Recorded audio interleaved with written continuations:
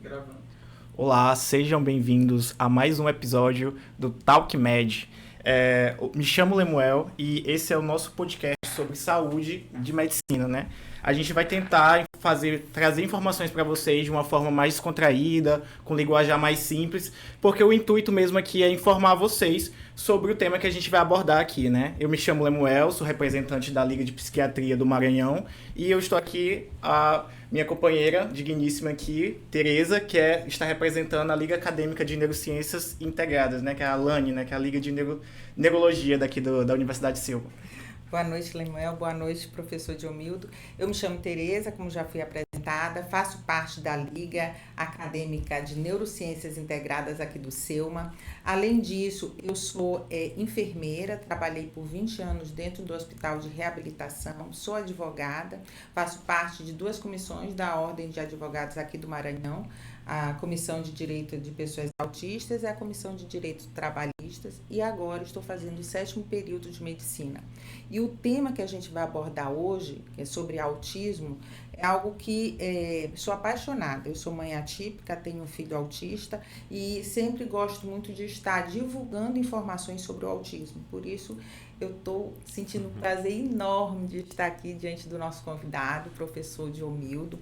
Professor Diomildo Ferreira Andrade Júnior, que é formado pela Universidade Federal de Minas Gerais em 2016, fez a especialização, é especialista em psiquiatria geral do adulto, né? Trabalha também em psiquiatria no Hospital das Clínicas da Universidade Federal de Minas Gerais, correto, professor? É nosso professor aqui da Universidade SEUMA e também é um psiquiatra de assistência particular. E é um grande prazer estar aqui hoje com o senhor. Hoje o tema do nosso podcast é "E se eu for autista?" E a gente espera assim, que seja um papo muito agradável, viu, professor? Obrigado, Tereza. Obrigado, Leonel. É com muito prazer que eu estou aqui. Realmente é um tema de extrema relevância. Infelizmente não era há muito tempo atrás, né? Então a gente tem uma evolução muito grande em relação à abordagem, em relação a trazer para o público informação de qualidade acerca do transtorno do espectro autista. Até muito tempo atrás a gente não considerava, inclusive, esse campo diagnóstico. Isso foi evoluindo em relação às décadas, desde a década de 40, quando foi primeiramente citado por Kraner, que trouxe a ideia de um estudo que ele fez em relação a um número até muito limitado de crianças que ele percebeu realmente dificuldades de interações, padrões de comportamento, que ele traz esse conceito, o termo autista. Muito antes também foi usado, mas em outro contexto, por um outro psiquiatra, Breuer na época, mas muito dissociado do contexto que a gente traz hoje e vem trazendo desde então, com muita evolução em relação aos critérios diagnósticos, desde DSM-3, que foi quando primeiramente surgiu realmente de forma estruturada para que a gente pudesse fazer essas avaliações, e aí foi evoluindo em relação aos CIDs, o DSM-4, DSM-5, até nós chegarmos hoje no DSM-5-TR, né, o revisado, e o CID-11. Então eles estão muito agrupados e facilitam muito que a gente traga comunicação em relação ao público para poder ampliar muito mais e até captar muita gente que ficou no meio do caminho em termos de desenvolvimento, em termos de juventude que foi perdida por dificuldades. E hoje a gente vê muitos adultos que têm ainda muita dificuldade porque as pressões são diferentes. Então acho que vai ser muito interessante a gente trazer tanto em relação às crianças quanto em relação aos adultos hoje. Vou só completar em relação à minha atuação. Eu não trabalho mais no Hospital das Clínicas, eu fiz a minha formação e hoje realmente meu coração está aqui no SEUMA, tá? E a questão do consultório particular, que é onde eu tenho acesso, felizmente, a poder proporcionar muito dessas investigações e poder trazer até mesmo respostas para pessoas que se questionam ao longo de toda a vida em relação às dificuldades que estão tendo. Então, acho que vai ter muita coisa para a gente conversar. Professor, muito interessante o que o senhor falou com relação ao diagnóstico, né? E é muito bom a gente saber que a nossa cidade está amparada com um profissional da sua categoria, né? Que tem essa preocupação nesse diagnóstico também no adulto. Porque o que a gente verifica hoje, que todo mundo, se você entrar em um auditório e perguntar quem aqui conhece uma pessoa autista ou conhece alguém, algum familiar, todo mundo vai conhecer, né? Porque a gente sabe que é uma prevalência, embora aconteça mais em meninos do que em meninas, mas a gente sabe que essa incidência dentro da população mundial é muito grande. Tanto é que o Jornal Americano de Medicina, em 2022, lá, ele fala de a cada 32 pessoas nascidas, um autista. E quando a gente traz isso para a nossa população brasileira, a gente tem mais de 6 milhões aí de pessoas autistas, mas muitos estão na invisibilidade. E aí que entra o papel do psiquiatra, né, para estar fazendo esses diagnósticos. Aí a gente sabe, como o senhor falou, que é um desenvolvimento, né? E qual é a melhor idade mesmo para que seja identificado o autismo para o senhor? A mais precoce possível. É porque, na verdade, a elaboração do diagnóstico do espectro autista é muito complexo. Vai depender muito de vários contextos que a criança vai estar inserida ao longo desse desenvolvimento dela.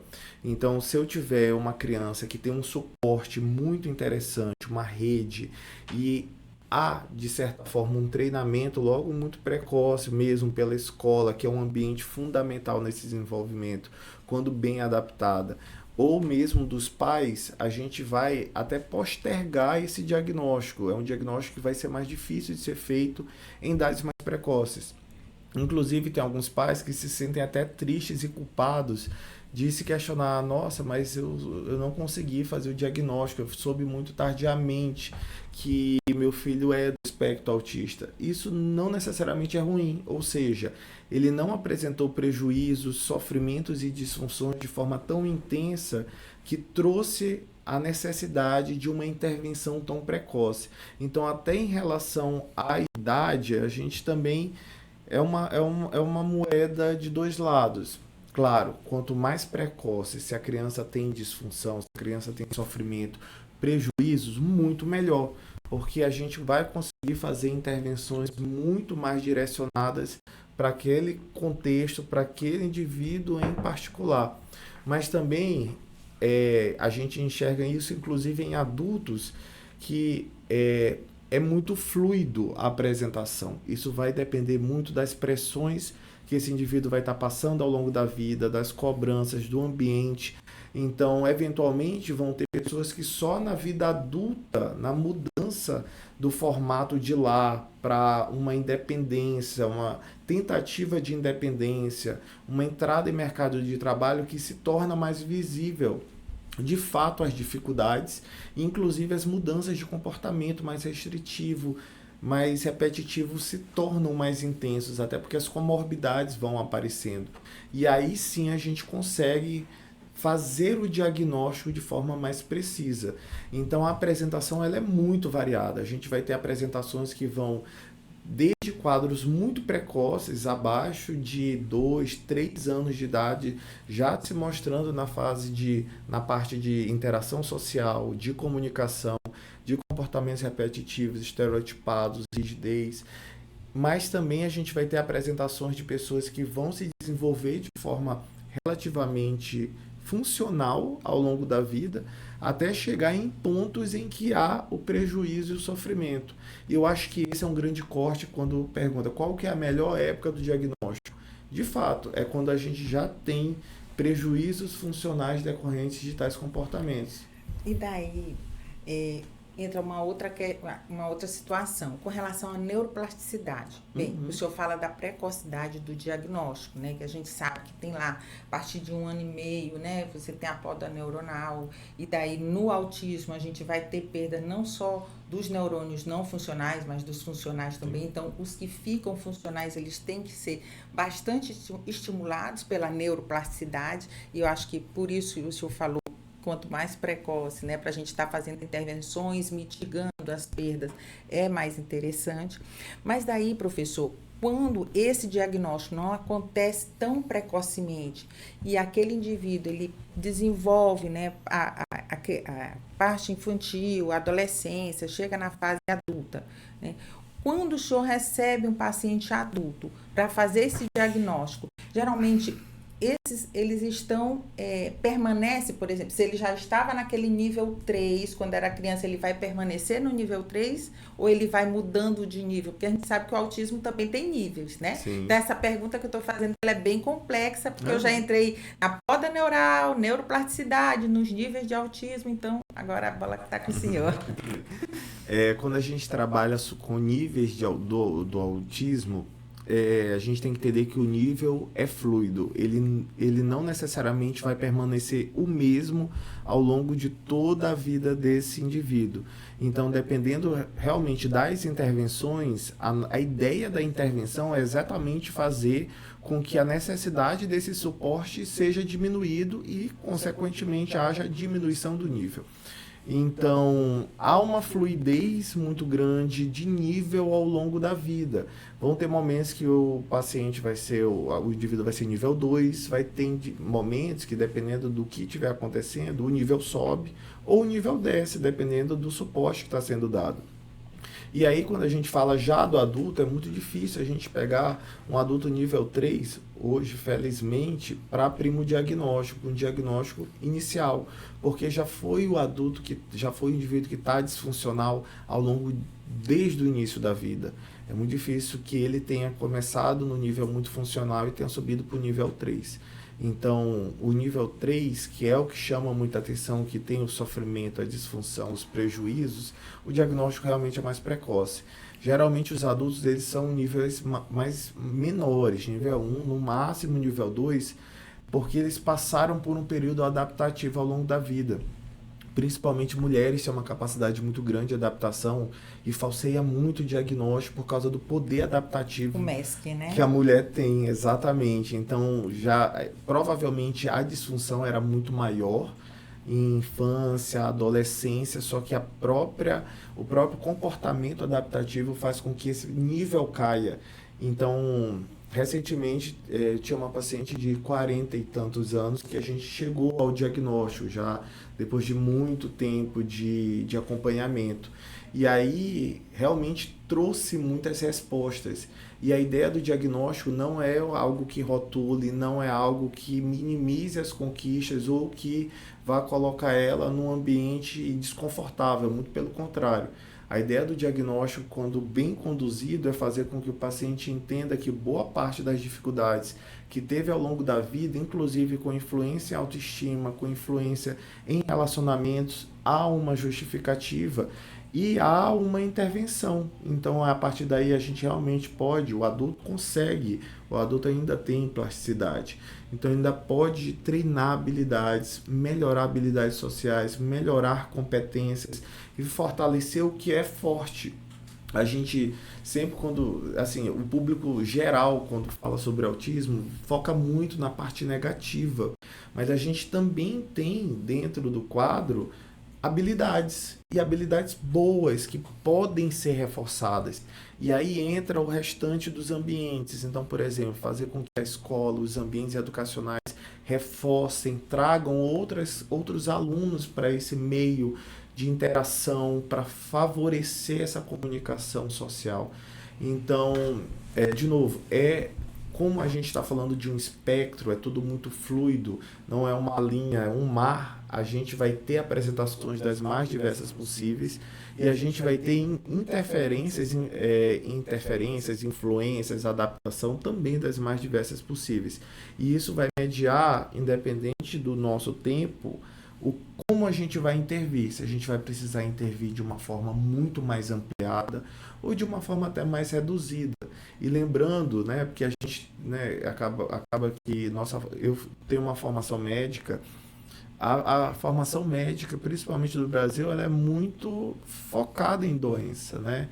O autismo não é doença, então ainda a população tem muito a ideia de diagnóstico igual remédio, não é. A gente não tem uma medicação de tratamento de autismo, é muito mais amplo. Existe o CID para pessoa normal existe, não é? Porque às vezes você diz assim, é um CID. O CID não é doença, sim, né? Você existe o CID para pessoa normal. Então, quando a gente fala de autismo, autismo não é doença, sim, é uma condição. Ah, professor, e isso é assim, o que o senhor está falando me trouxe também na cabeça uma situação que eu sempre falo, que as diferenças, elas se completam para formar um todo perfeito. E a sociedade, ela precisa dessa informação com relação aos autistas para que desmistifique e esse preconceito vire respeito e inclusão, né? Porque nós estamos cercados de pessoas com autismo. E a gente precisa estar incluindo eles na nossa sociedade da melhor forma e mais adequada, mais confortável para eles.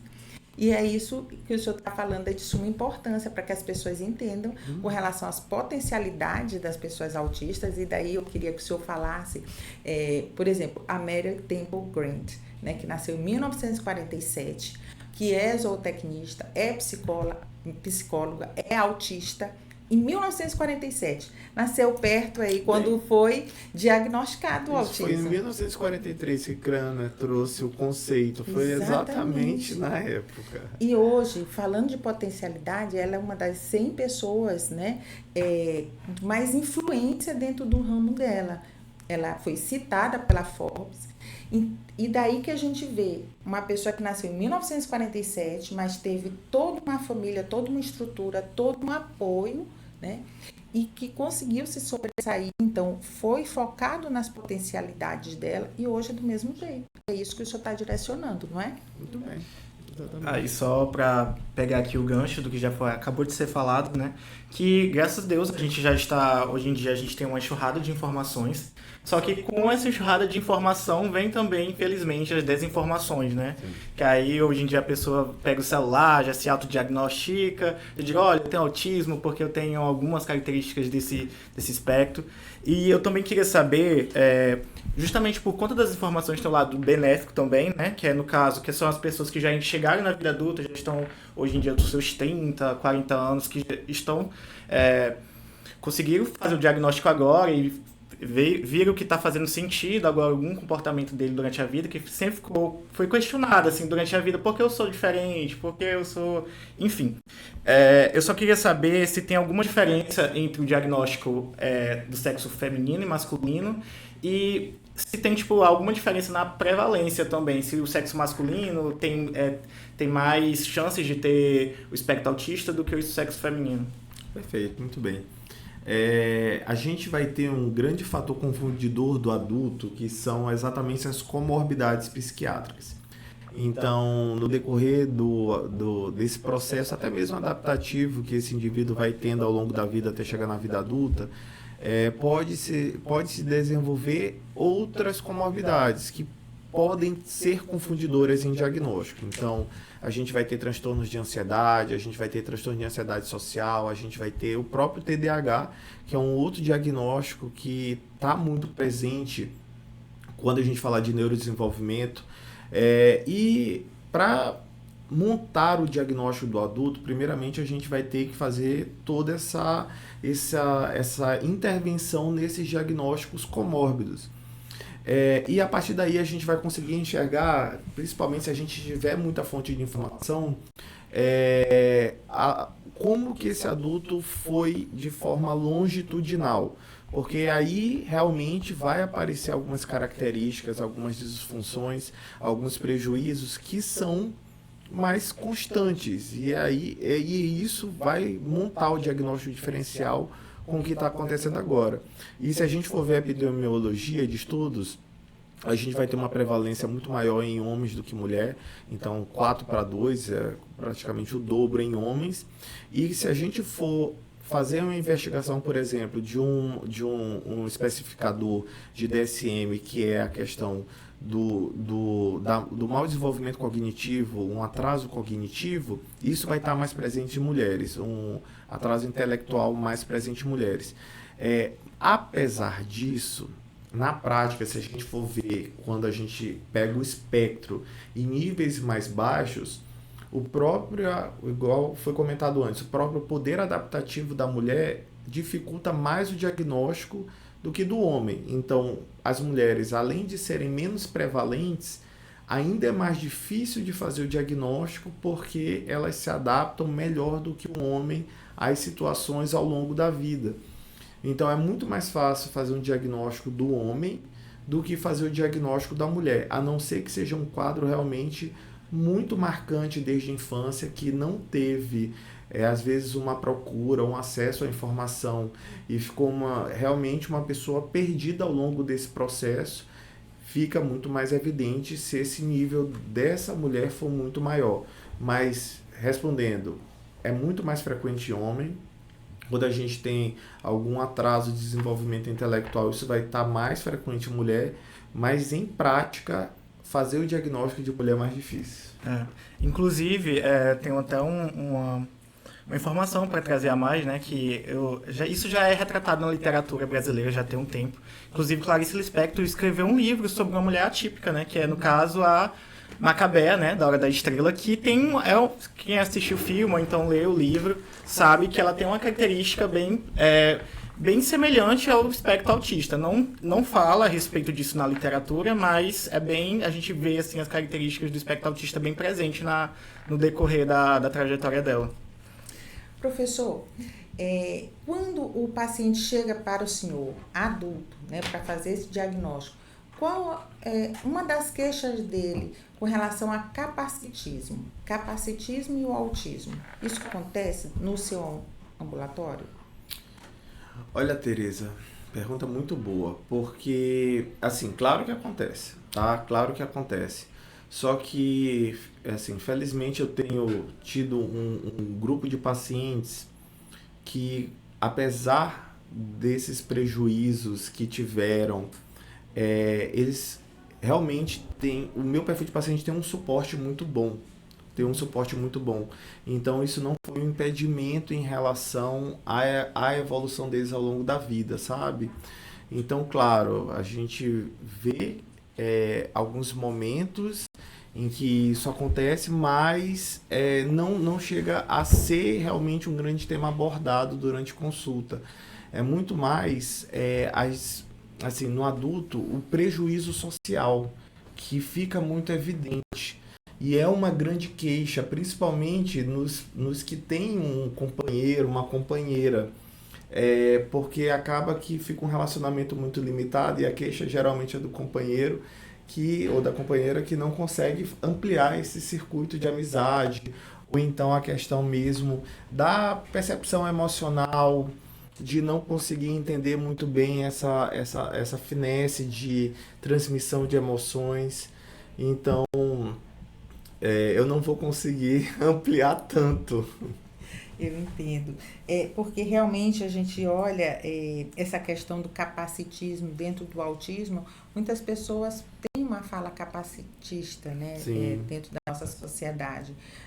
Você está entendendo igual um autista? Né? Às vezes Entendi. A gente vê umas frases dessas que devem ser combatidas com veemência, porque isso aí é uma exclusão que se faz, Sim. E às vezes a gente fala até de uma forma recreativa, né? Mas que não deve Com ser certeza. cultivada. E isso aí eu trouxe para vocês porque no falar a gente não sente, mas aquela pessoa que tem a questão do autismo é um sofrimento. Com certeza. É um sofrimento para ela. Professor, uma das perguntas que eu acho interessante e que é uma curiosidade nossa é como o adulto com autismo ele consegue se adequar ao meio acadêmico e ao profissional. Também. Como que o senhor vê isso? O autismo, ele, assim, como ele é muito amplo, aí as apresentações são as mais diversas, dependendo do cenário profissional que essa pessoa tiver inserido, ela vai ser, inclusive, um excelente profissional. Isso até dentro do ambiente acadêmico. Então, claro, o problema é o processo, porque para o processo é necessário que essa pessoa passe por uma experiência social que vai ser muito incômoda dentro de um ambiente universitário, por exemplo, ou dependendo do trabalho, essa questão de um trabalho em equipe, um trabalho em grupos, isso é muito mais difícil se não foi muito bem treinado muito cedo. Então, de novo, como é um campo muito grande e as pessoas têm apresentações das mais diversas possíveis, o que eu vejo dentro do perfil de pacientes é que eles conseguem se adaptar muito bem ao ambiente acadêmico quando foram treinados antes ou quando tiveram realmente um suporte próximo. Não é um impedimento, tá? Mas eles precisam também de uma estrutura acadêmica que permita que eles se desenvolvam com mais qualidade. Isso não só dentro do ambiente universitário, isso vem desde o início da vida escolar. Então aí é que entra a questão da educação, da instituição educativa dentro do processo, para poder, novamente, entender o perfil desse aluno, ampliar as habilidades desse aluno e conseguir minimizar as dificuldades. E, inclusive, potencializando, assim, por exemplo, uma criança que adora música, trazer mais música para dentro daquela turma e trazer os outros alunos também para essa relação, até para fortalecer o lado social dessa criança. Então, independente da fase de vida, né, ou do nível educacional, é muito importante que essa instituição saiba, entenda e tenha mecanismo para potencializar essa pessoa. Se adapte, né? Exatamente. Que essa instituição... Mas eu vejo que, além da instituição, isso é um ator, né? Nós temos aqui a escola, nós temos a família e temos o Estado. E essa interação entre esses atores sociais, ela tem que estar muito em harmonia, para que o autista ele se sobressaia e que ele tenha, né, todas as potencialidades dele ali aguçadas e positivadas. E não adianta você chegar, às vezes, pedir muito para a escola, que a escola se adapte e leve seu filho para aquela escola adaptada e chega em casa, você pega e deixa seu filho no quarto, né? Porque você está cansado ou qualquer outra situação e seu filho fica lá no quarto, vai ficar irritado, no outro dia ele vai para a escola, então o que ele ganhou na escola no dia anterior, que estava estruturado, ele perdeu em casa. Então não adianta, então você tem que estar com todos esses atores e aí no Estado, com relação ao Estado, tem as barreiras, né? Que eu acho que o senhor chegou a comentar, essa questão das barreiras, né? A gente tem, às vezes, a barreira arquitetônica, as atitudinais, temos barreiras de comunicação, de tecnologia, que também o Estado tem que favorecer para que essas pessoas possam utilizar, né, e quebrar essas barreiras, para que eles possam também estar incluídos dentro da sociedade. Mas é isso, professor, eu acho que essa informação que o senhor está trazendo, está sendo de suma importância, né? E a gente vai participando dessa formação da sociedade com essa propagação de informações. Porque a cada paciente que chega para o senhor, eu acho que é um desafio novo, em qualquer idade, não é isso? Sim, inclusive para poder quebrar a questão do diagnóstico, de novo, trazer que não é algo negativo, uma rotulação, mas muito mais de autoentendimento.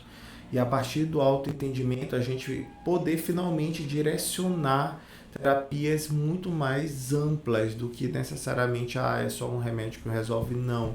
Às vezes são pessoas que já estão extremamente frustradas em busca de profissionais e apenas medicação e não há outras terapias envolvidas no processo. Então, de novo, a partir dessa intervenção e a partir do perfil dessa pessoa, a gente vai conseguir intervenções extremamente ampliadas para poder quebrar muito dessas barreiras, inclusive no eixo familiar, nos outros eixos. Então, é realmente um desafio, mas é um desafio que, felizmente, tem ficado um pouco mais fácil, porque as pessoas hoje estão tendo acesso a esse tipo de informação e têm se questionado realmente sobre uma estranheza que sentem ao longo da vida em termos de sintomas, em termos de dificuldades, e finalmente hoje tem uma possibilidade de buscar uma resposta, buscar uma intervenção, alguma estratégia que possa minimizar esses prejuízos que estão vindo ao longo da vida. Professor, quando o senhor vai fazer o diagnóstico, o senhor faz o diagnóstico somente clínico? Por quê? Porque a pergunta, porque a gente sabe que existe 134 genes ligados ao autismo, pela última análise, né, que foi uma análise feita, que foi um banco bem grande, né, de pesquisa. Aí eu quero lhe perguntar, o senhor faz só clínico? Quanto tempo o senhor demora? Ou o senhor chega a pesquisar também essa questão genética? A pesquisa genética é algo que eu queria muito fazer, mas é algo que o acesso é muito difícil, infelizmente. Para a gente falar sobre investigação genética, o centro tem que ser muito grande, eventualmente o valor é muito alto e o acesso é muito difícil para a gente poder fazer um mapeamento muito bom. Então, a gente realmente tem uma estrutura de avaliação clínica ainda muito boa, que a gente consegue, principalmente para casos que tem mais comemorativos, fazer um diagnóstico clínico. E, claro, a gente também pode usar algumas ferramentas, um teste neuropsicológico, investigação de familiares, investigação de pegar os mais relatos possíveis. E o tempo é muito variado. Vão ter pacientes que são várias e várias consultas e a gente vai pegando, traçando até chegar e começar o assunto sobre realmente que há traços, há sintomas que podem justificar melhor um quadro, por exemplo, de ansiedade do que um quadro de ansiedade social ou uma personalidade que pode ter sido pensado em outrora. Então, vai variar muito. Doutor, então assim, o senhor pode me explicar como é que são os primeiros sinais e sintomas de uma criança autista e como agora a gente está tendo essa enxurrada de informação, né, algumas pessoas estão tendo um diagnóstico tardio, então passaram a vida toda convivendo com o espectro autista, né, sempre ficaram perguntando, tem alguma coisa errada aqui comigo, e agora está com diagnóstico, sou autista. Geralmente, tipo, na clínica, como é que elas recebem essa informação, como é que é o pós, que o senhor acompanha já alguns pacientes autistas? Eu vou corrigir o Lemuel, tem uma coisa errada não, tem uma coisa diferente. O que é? Tem uma coisa diferente comigo. Sabe por quê? Porque, como eu sou uma mãe de autista, eu sempre procuro falar para ele que não existe nada errado com ele. Existe diferente. Por isso que eu corrigi tua fala agora. Mas é isso, professor, Sim. você pode... Então, assim, para a gente falar do transtorno espectro autista, a gente vai ter prejuízos em grandes campos. Interação social, comunicação e a questão comportamental de padrões repetitivos, restritivos. E dentre esses dois grandes domínios, que é a questão das interações sociais e comunicação e o segundo grande domínio dos comportamentos repetitivos, a gente ainda vai ter várias outras caracterizações. A apresentação é muito variada, a gente vai ter provavelmente de ambos, mas no adulto, nessa evolução, a gente provavelmente vai ter uma flutuação desses sintomas. Então, a criança que apresentava provavelmente um quadro muito rico, mas tem uma estrutura familiar muito boa, tem uma estrutura educacional muito boa, tem um suporte geral muito bom, consegue minimizar muito dos sintomas e chega no adulto já com sintomas principalmente sociais, que realmente se mantém muito, muito evidente a questão de interação, interação emocional, inclusive, de manutenção de relacionamentos interpares, que acaba sendo uma grande queixa de não conseguir manter relacionamentos muito sólidos, apesar de uma grande tentativa. Então, o adulto ele tem uma tendência realmente a queixar muito dessa parte social, de interação entre pares, porque a parte do comportamento repetitivo, restrito, ele vai se adaptando. Claro, ele ainda pode apresentar ainda algum estereotipia nem tanto, mas alguns padrões de comportamento mais de rotina, que é realmente muito interessante. A questão da rotina, da organização, isso acaba continuando de forma muito intensa, até porque alivia muito ter as coisas bem organizadas. mas flutua bem. Felizmente, quando eu tenho a oportunidade de entrar no diagnóstico dos pacientes adultos com 30, 40 anos, é muito mais a questão do diagnóstico, é muito mais explicativo, porque infelizmente eles já tiveram que fazer um longo processo adaptativo ao longo da vida. Então é muito mais explicativo. E as intervenções já são menores. Às vezes as intervenções, quando a gente vai fazer dentro da psiquiatria, é muito mais em comorbidades, para que ainda a gente consiga fazer manejos comportamentais um pouco mais incisivos em habilidades sociais, psicoterapia. Quando é mais precoce, uma criança, por exemplo, a gente amplia muito essa propedêutica. Aí a gente já vai com TO, com fono, a questão das seletividades, né, dos alimentares. O adulto apresenta ainda um pouco de seletividade alimentar, mas ele se treina, pelo menos os pacientes se treinam muito, mas muita sensibilidade tátil, roupas, sensibilidade de forma geral, ainda fica muito ao longo do processo. Assim, professor, como assim, eu vivo com muitos jovens, né? E isso para mim é maravilhoso, porque eu vejo nessas diferenças, assim, vai me engrandecendo muito e eu espero também contribuir bastante com eles. Mas eu vejo nos jovens, por exemplo, nos autistas, uma preocupação que eu acho que é de todo jovem, né? E meu par? E meu par? Né? Quando eu vou escolher o meu namorado, minha namorada, né? E no autista, que chega jovem lá, isso eu acredito que o senhor também deve ouvir essa preocupação deles, né? Provavelmente foi para consulta exatamente por esse motivo. É aí, Lemuel, que eu estava querendo dizer, porque a pessoa chega e diz assim, tem alguma coisa diferente comigo, por que eu não consigo arranjar uma namorada? O que está faltando? Ou manter, às vezes manter até já o namoro. Mas não consegue. E aí, professor, o que faz? Aí a gente treina a habilidade. Treinar habilidades, aí a gente isso. Treina, aí a gente vai para psicoterapia, a gente vai para realmente um entendimento melhor, até mesmo das dificuldades e as estratégias para minimizar isso. Porque eles são bons namorados, hein, professor? Eles não mentem, gente, eles não mentem, eles não conseguem, assim, né? E aí é muito legal a gente ter uma pessoa sincera, sabe? Que vai ser sincero, não é? É que não, assim, uma outra queixa em relação aos relacionamentos que o jovem acaba buscando ajuda, que acaba que chega por causa disso, é da questão da interpretação emocional do outro ou de si mesmo.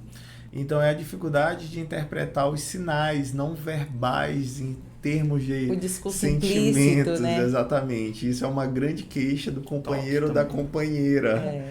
E aí é quando esse adulto jovem, adolescente adulto jovem vai buscar, né, uma consulta, uma explicação do porquê que minha namorada briga comigo porque eu não consigo entender que ela tá brava, alguma coisa assim, sabe? Treinar habilidade. Poxa, que resposta legal, é isso. Só para pegar logo aqui o gancho também, né? Eu queria saber quais são os tratamentos, quais são as melhores evidências hoje em dia que a gente tem de tratamento para o espectro autista? Muito bem.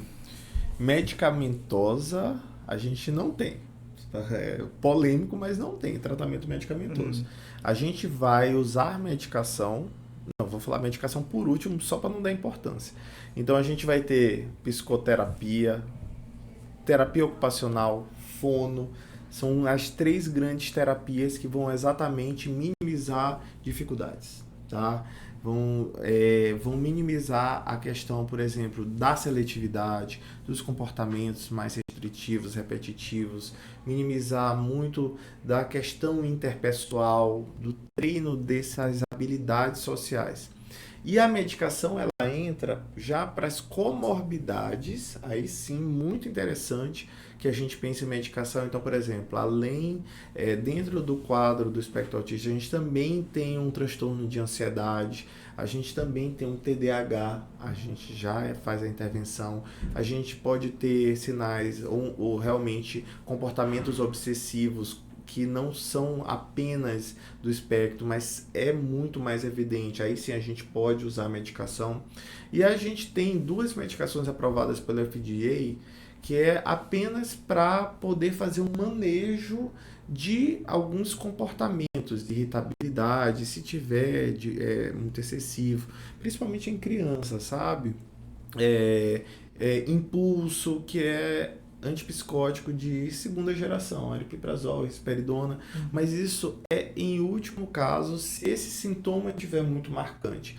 Inclusive, quanto mais precoce for as outras terapias, menos necessidade de medicação ou então menos dose vai ser necessária para uma intervenção, tá? Então, tudo menos remédio a priori.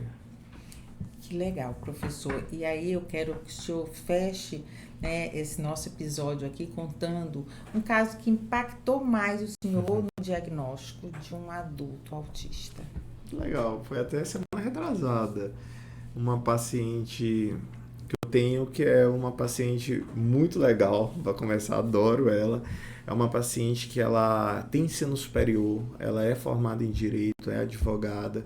E a gente, assim, eu já tinha feito um diagnóstico de TDAH e do decorrer do acompanhamento, ela vem me trazendo, claro, criando a confiança, alguns realmente padrões de interação social, comportamental, de seletividade, de sensibilidade.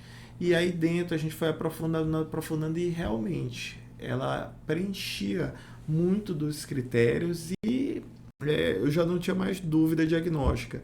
E aí, quando a gente teve essa conversa, foi realmente uma conversa que a gente ouve realmente faz muito sentido. E isso é muito, muito bom, sabe? É libertador. É meio libertador, porque a gente tira o peso de... o problema sou eu, né? Que acaba que isso vai sendo criado ao longo da vida dessa pessoa, que não é um problema, não é não é algo assim que a gente capacitista, mas sim uma explicação realmente para que ela tenha tido todas as dificuldades e assim o reforço olha o tanto que você conseguiu se adaptar ao longo desse processo. E você está de parabéns, porque mesmo com todas essas dificuldades que a gente está vendo aqui, olha onde que você chegou. Então isso é fantástico. E agora a gente pode ir mais, a gente não vai olhar para trás e vai ficar remoendo essas situações. Agora é olhar para frente e poder organizar o que não está tão bom ainda, que dá para melhorar. E aí a gente ampliou as intervenções. Puxa, que legal, professor. Gostei a gente também. quer agradecer demais a sua presença aqui, o senhor ter aceito o nosso convite, eu acho que foi super positivo, né?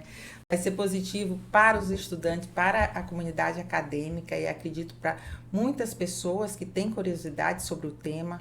A gente está aqui agradecendo, eu acho que a gente tem um presente para oferecer para o senhor, na forma de agradecimento, eu espero que o senhor goste. Obrigado.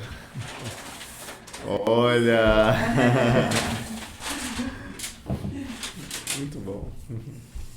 E daí, eu acho que o Lemuel vai finalizar agora, né, o nosso podcast. Vamos lá. Muito obrigado, viu, doutor Gilmildo. Obrigado.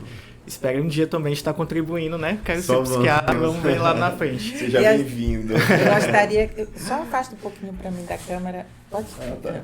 Professor, eu gostaria que o senhor falasse agora, só divulgasse sua rede social, tá? Para que as pessoas pudessem estar seguindo o senhor e tendo mais informações sobre o tema, por favor. Tudo bem. Meu nome é muito fácil de ser achado, Diomildo. Basta colocar no Instagram Diomildo ou DR Diomildo, que é muito fácil. Então só jogar no Google Diomildo que aparece também. O bom de ter nome mais difícil é isso. Então é só @Diomildo, né? DR Diomildo. @DR Diomildo. Isso. Tá. E o meu é @Tereza_Vale1 ou @Tereza Vale Advogado. Eu acho que a gente pode também falar do Lemuel, né? E a gente vai estar também com @Lane, que é a nossa Liga Acadêmica de Neurociências Integradas, e agora você vai falar da LAPNA. Ah, sim, da LAPNA. Quem quiser acompanhar depois, ver os bastidores do episódio, pode estar acompanhando lá na LAPNA, mas nossa produção caprichou. Eles estão de parabéns, eu acredito que da Lani também, o pessoal se empenhou muito. E, assim, com isso a gente vai encerrar, né, esse episódio, né, com a contribuição do Dr. Diomildo. E eu espero que vocês tenham gostado da palestra e que continuem, né? Acessem aí os outros vídeos que vocês forem ver aí, dê uma pesquisada, se gerar dúvida, pode também estar entrando em contato com o Dr. Diomildo, entre também em contato com o Instagram das ligas, que a gente também vai tentar ajudar vocês da melhor forma possível. Muito obrigada. Obrigado. Obrigado.